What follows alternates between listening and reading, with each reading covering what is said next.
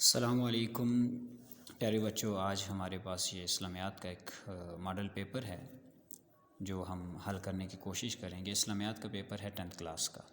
تو اس میں معروضی سوالات سب سے پہلے ہم حل کرتے ہیں، جس میں سب سے پہلا جو MCQs ہے وہ قد یا عیسو ہے، جس کے معنی ہیں وہ مایوس ہوئے، لہبہ نظر منت، جلابی چادریں، تسلیماً اطاعت فرما برداری یا تسلیم کرنا، بکرتوں و اصیلا صبح و شام، ابنا بیٹے، وطارن حاجت، اور 8واں MCQs ہے زکوٰۃ کی جو شرح ہے وہ 2.5% ہوتی ہے۔ کون سی عبادت جو منظم کوشش ہوتی ہے وہ حج عمرہ ہوتی ہے، اور خاندان کے اہم 2 ستون وہ میاں بیوی ہوتے ہیں۔ اس کے بعد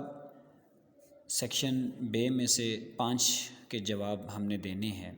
اور ہمارے پاس جو ہمیں دی ہے انہوں نے قرآن مجید کی جو آیت ہے، وَمَا كَانَ لِمُؤْمِنٍ وَلَا مُؤْمِنَةٍ إِذَا قَضَى اللَّهُ وَرَسُولُهُ أَمْرًا أَن يَكُونَ لَهُمُ الْخِيَرَةُ مِنْ أَمْرِهِمْ۔ اس کا صرف ہم نے ترجمہ لکھنا ہے، اور اس آیت کا جو ترجمہ ہے وہ ہے، اور جب اللہ تعالیٰ اور اس کے رسول خاتم النبیین صلی اللہ علیہ وآلہ وأصحابہ وسلم نے کسی بات کا قطعی حکم دے دیا ہو تو پھر کسی مومن مرد اور مومن عورت کو اپنے معاملے کا خود اختیار نہیں رہتا۔ صرف یہ ترجمہ لکھنا ہے۔ پھر اس کے بعد سوال ہے کہ قرآن و سنت میں شکر کی کیا اہمیت آئی ہے، تو اس کا بھی مختصر سے جواب دینا ہے۔ تو دیکھیں، قرآن و سنت کی روشنی میں جو شکر ہے وہ ایک مکمل عبادت ہے، اور مکمل عبادت ہونے کے ناطے اللہ اس کو یعنی قبول فرماتا ہے، اور اس سے ہمارے درجات بلند ہوتے ہیں۔ یعنی جو اللہ نے ہمیں جسم عطا کیا ہے، جو ہمیں جان دی ہے، جو ہمارے اوپر نعمتیں ہیں، چاہے وہ جسمانی ہیں، روحانی ہیں، علمی ہیں یا عملی ہیں، جو ہمیں جس گھر میں پیدا کیا ہے، جو مال و متاع دیا ہے، جو کچھ بھی اللہ رب العزت نے ہمیں عنایت کیا ہے، اس سب کے اوپر ہمیں شکر ادا کرنا چاہیے۔ ان ساری باتوں کو آپ ڈیٹیل کے ساتھ بیان کر سکتے ہیں۔ اس کے بعد حدیث ہے، حدیث نمبر 5 ہے جو جمعہ کے حوالے سے، اس کی ہم نے جو اس کی تشریح اور ترجمہ وغیرہ لکھنا ہے، تو ہے من تخطى رقاب الناس یوم الجمعۃ اتخذ جسرا الی جہنم۔ ترجمہ ہے، جو شخص جمعہ کے دن لوگوں کی گردنیں پھلانگ کر گیا، گویا اس نے جہنم کی طرف پل بنایا۔ یہ اس کا ترجمہ ہے، اور اسی کی تشریح میں یہی ہے کہ دیکھیں، جمعہ کے دن کوشش کی جائے کہ جلد از جلد جایا جائے مسجد میں، اور آگے جا کے بیٹھا جائے، اور پھر بعد میں آنے والوں کو جہاں جہاں جگہ ملتی جائے وہاں پر بیٹھتے جائیں۔ یعنی یہ بھی نہ ہو کہ پہلے آنے والے پیچھے بیٹھیں اور آگے جگہ خالی ہو، تو ظاہر سی بات ہے کہ پھر بعد والے ان کے اوپر سے پھلانگ کر آگے جانے کی کوشش کریں گے، تو یہ بھی ایک اچھی بات نہیں ہے۔ تو لہٰذا جو پہلے آنے والے ہیں وہ آگے جا کر بیٹھیں، اور آگے جا کے بیٹھیں، اور پھر جو ہے پیچھے والوں کو تاکہ جگہ ان کو ملتی جائے۔ جی، اس کے بعد ہے سوال کہ زکوٰۃ ادا نہ کرنے والوں کو قرآن نے کیا وعید سنائی ہے۔ تو بچوں، آپ نے سنا ہی ہوگا، جو جمعے کے خطبات میں بھی آپ یہ سنتے ہی رہتے ہیں اور علماء سے، کہ جو مال و متاع انسان کماتا ہے، بناتا ہے، اس کا حساب اس نے دینا ہے۔ تو اس کی جو صفائی ہے اور اس مال کے اندر سے جو زکوٰۃ کا جو نسبت ہوتی ہے، اللہ نے 2.5% وہ دینی ہم پر فرض ہے۔ اور جو نصاب جن کے یعنی 7.5 تولے سونا اور 52.5 تولے چاندی کا نصاب، یا دونوں کو ملا کے کوئی ایک نصاب بنتا ہو، تو زکوٰۃ دینی لازم ہے۔ اور جو نہیں دے گا تو اس کے اوپر مختصراً میں آپ کو بتا رہا ہوں کہ بروز قیامت اللہ رب العزت ان کو جہنم میں ڈالیں گے اس وجہ سے، اور جو مال و متاع ہوگا جیسے سونا چاندی، تو اس کو تپا کے، اس کو گرم کر کے، تو ان کے پیشانیوں پر اور ان کے اوپر مہریں ثبت کی جائیں گی۔ تو بہت بری اور بہت سخت قسم کی وعید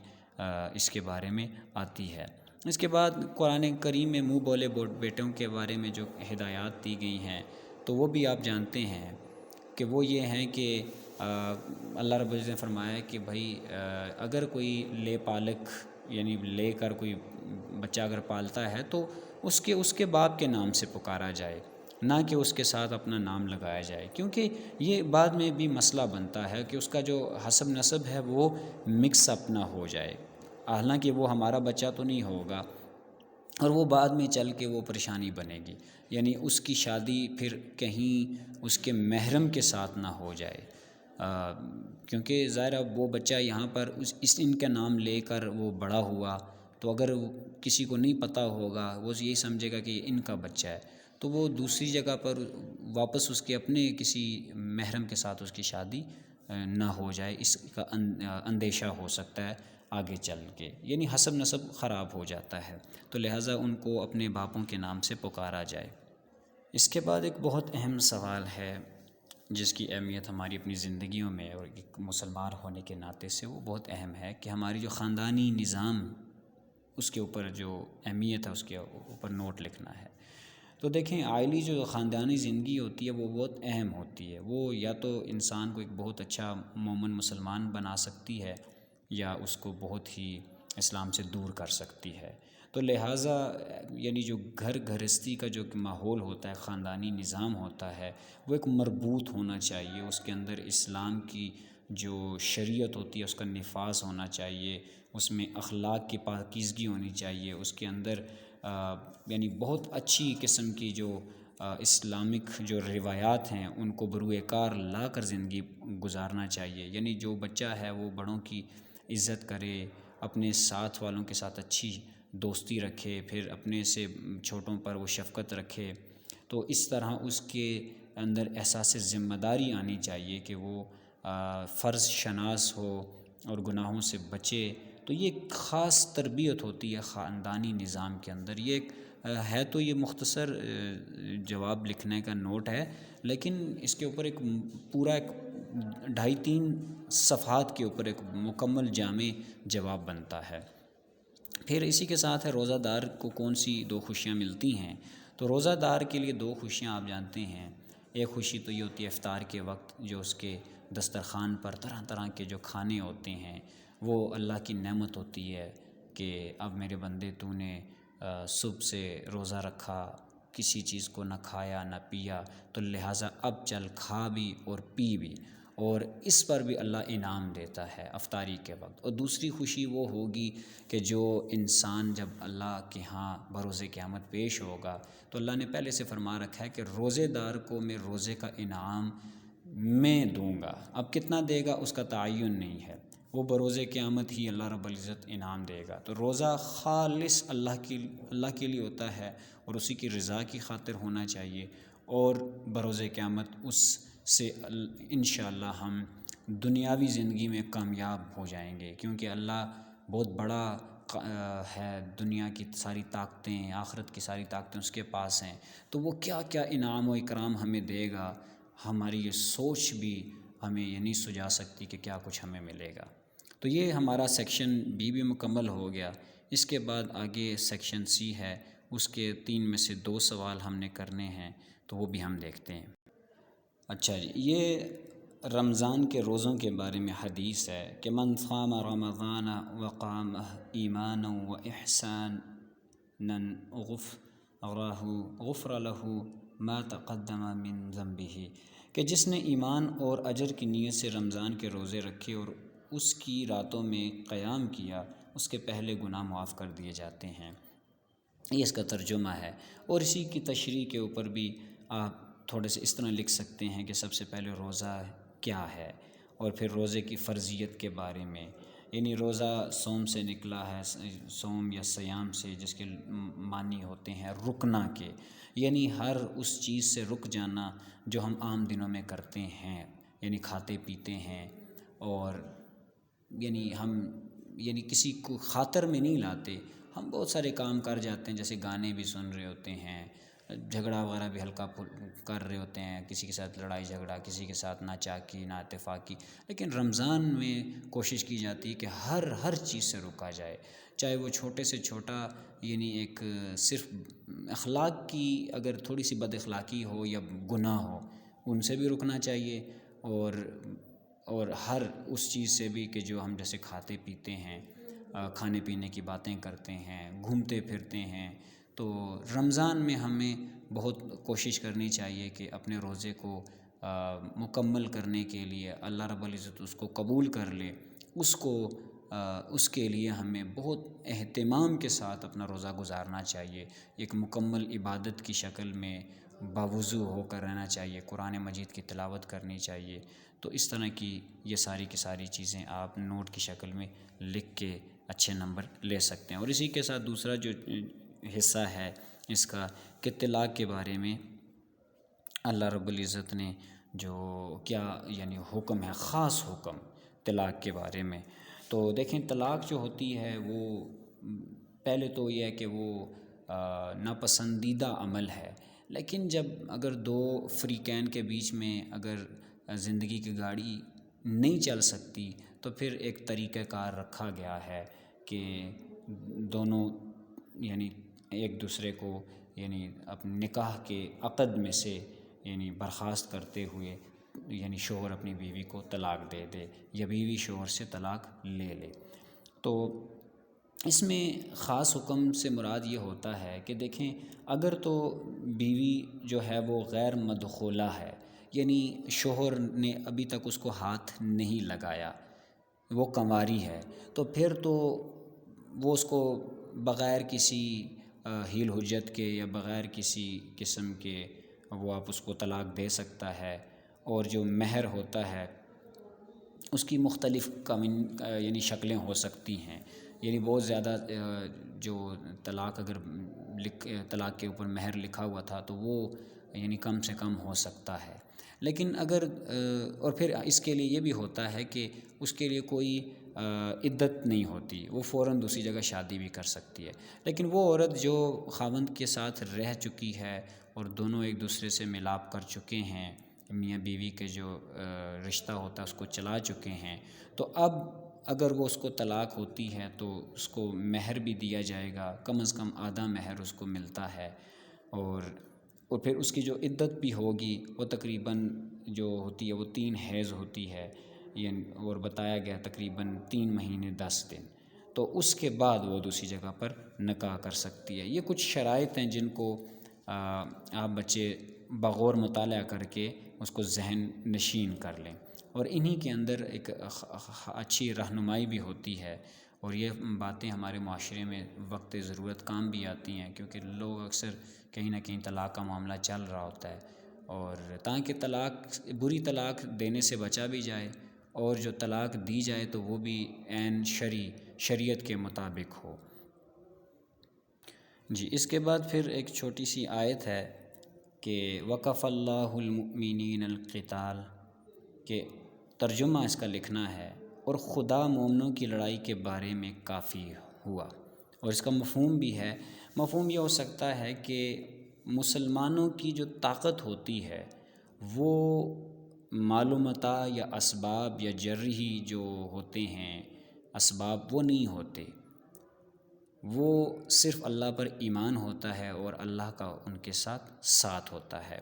جیسے جنگ بدر میں آپ دیکھ سکتے ہیں کہ کفار مکہ کتنے یعنی بڑا لشکر تھا، ان کے پاس کیا کچھ تھا، اسباب تھے، تلواریں تھیں، گھوڑے تھے، اونٹ تھے، سب کچھ تھی اور طاقت بھی تھی. اور مسلمانوں کے پاس ہر چیز یعنی تعداد سے لے کر اسباب سب کچھ کم تھا، لیکن اللہ کا ساتھ تھا، اس لیے فتح یاب ہوئے. اور اس کے بعد اسی کے ساتھ ہے اللہ اور اس کے رسول صلی اللہ علیہ وسلم کے فیصلوں کے بارے میں اہل ایمان کا کیا طرز عمل ہونا چاہیے. تو دیکھیں جی جہاں اللہ اور اس کے رسول کا حکم آ گیا تو وہاں پر مسلمان کو سر تسلیم خم کرنا چاہیے، وہاں پر کوئی نقطہ اپنی طرف سے نہ نکالنا چاہیے، نہ کوئی راستہ چور راستہ نکالنا چاہیے، بلکہ عین اسی کے مطابق چلنا چاہیے. وہاں پر اپنی رائے نہیں رکھنی چاہیے، کیونکہ اللہ اور اللہ کے رسول کے آگے اپنی مرضی نہیں چلتی، وہاں پر صرف اللہ اور اللہ کے رسول کا حکم چلتا ہے اور اسی کی مرضی چلتی ہے۔ تو اس کے اوپر ایک خوبصورت نوٹ آپ لکھ سکتے ہیں۔ پھر اس کے بعد ہے نبی کریم صلی اللہ علیہ وسلم پر درود و سلام کی جو اہمیت ہے۔ تو درود و سلام کی اہمیت آپ جانتے ہیں کہ اس قدر ہے کہ اگر ایک انسان اپنے 24 گھنٹے کی زندگی میں یعنی ایک دن رات میں مسلسل اللہ کا آپ صلی اللہ علیہ وسلم پر درود بھیجتا رہے تو یہ بھی ناکافی ہے۔ یعنی درود سے کیا کچھ میسر آتا ہے، ہم جانتے ہیں کہ ایک انسان جب درود بھیجتا ہے تو اس کے درجات بلند ہوتے ہیں، اللہ اس سے محبت کرتا ہے، اس کے گناہ معاف ہوتے ہیں اور جنت کی طرف اس کا جو فاصلہ قریب سے ہو جاتا ہے، تو اور دنیا میں وہ عام لوگوں سے ممتاز ہوتا ہے۔ یعنی جیسے ہر دن کا ایک ریکارڈ بنتا ہے کہ آج کے دن آپ صلی اللہ علیہ وسلم کی محبت کے لیے کتنوں نے درود پڑھا، تو جو سب سے زیادہ پڑھے گا اس کا نام لسٹ میں سب سے اوپر آئے گا۔ اور درود سے آپ صلی اللہ علیہ وسلم کے ساتھ ایک محبت بنتی ہے، دل معطر ہوتا ہے، گناہ جھڑتے ہیں اور یہ چیز اللہ کو بہت پسند آتی ہے۔ اگر درود آپ صلی اللہ علیہ وسلم کے روضہ رسول پر کھڑے ہو کر پڑھا جائے تو وہ آپ صلی اللہ علیہ وسلم خود سنتے ہیں، اور اگر دور سے پڑھا جائے تو فرشتے وہاں پر پہنچاتے ہیں اس درود کو۔ تو پھر اس کے ساتھ آگے ہے صبر کے جو لغوی جو معنی ہیں اس کے اوپر ہم نے اس کے معنی اور مفہوم لکھنا ہے۔ تو دیکھیں صبر کے جو لغوی معنی بھی روکنے یا سہارے کے ہیں، یعنی اپنے آپ کو کسی غصے کے وقت اپنے آپ کو غصہ نکالنے سے روک لینا اور دوسرے پر یوں چڑھ دوڑنے سے اپنے آپ کو ایک جگہ پر ٹھہرا لینا۔ تو صبر یہ ہے، یعنی آپ اگرچہ طاقت رکھتے ہوئے بھی، مطلب آپ اس کو نقصان پہنچا سکتے ہیں، آپ اس کو مار سکتے ہیں، لیکن آپ صبر کر لیں، آپ خاموشی اختیار کر لیں، آپ بدلہ نہ لیں۔ تو یہ اس کا مفہوم ہے۔ اور لغوی معنی میں نے آپ کو بتا دی کہ وہ روکنے اور سہارے کے ہیں۔ پھر صبر کی جو شکلیں ہیں وہ بہت زیادہ وسیع ہیں، مطلب کہ آپ کا حق اگر چھن گیا ہے تو اگرچہ آپ حق کو یعنی احسن طریقے سے لے سکتے ہیں تو لے لیں، نہیں تو آپ جھگڑا فساد سے بچنے کے لیے آپ اپنے اس حق کو بھی چھوڑ دیں تاکہ فساد نہ پھیلے، تو یہ بھی صبر ہے۔ پھر اسی طرح نیکی کرنا، اور نیکی میں جو حائل جو رکاوٹیں ہوتی ہیں ان کے باوجود آپ نیکی کرتے ہیں تو یہ بھی صبر ہے۔ پھر برائی سے بچنا، یعنی برائی آپ کے لیے راستے میں پھول نچھاور کرتی ہے، سہولیات دیتی ہے، لیکن آپ ان سہولیات کو، ان ساری چیزوں کو بالا طاق رکھتے ہوئے آپ برائی کی طرف قدم نہیں اٹھاتے، یہ بھی صبر ہے۔ تو یعنی صبر کا ایک بہت وسیع مفہوم بنتا ہے جو ہمیں پتہ ہونا چاہیے۔